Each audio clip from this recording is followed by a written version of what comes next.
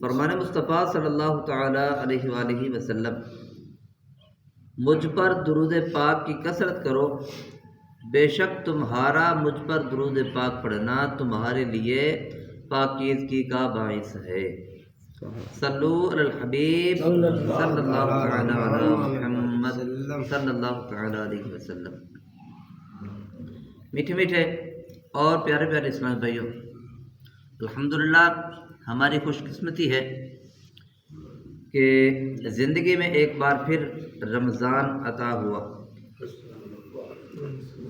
آئیے رمضان المبارک کی برکتوں اور فضیلتوں کے کیا کہنے۔ حضرت سیدنا سمرہ رضی اللہ تعالی عنہ سے مروی ہے کہ رحمت عالمیان سردار دو جہاں محبوب رحمان صلی اللہ تعالی علیہ وسلم کا فرمان برکت نشان ہے، ماہ رمضان میں گھر والوں کے خرچ میں کشادگی کرو، کیونکہ ماہ رمضان میں خرچ کرنا اللہ تعالیٰ کی راہ میں خرچ کرنے کی طرح ہے۔ سبحان اللہ۔ سبحان اللہ۔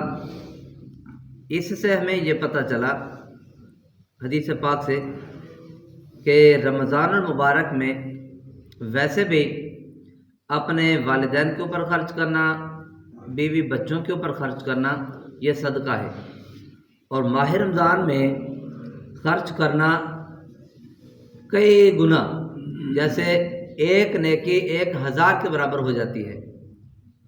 تو یہ گھر والوں کے اوپر الحمدللہ ہم ساری سیلری ساری آمدنی خرچ کرتے ہیں تو یہ لاکھوں گنا ہو جائے گی۔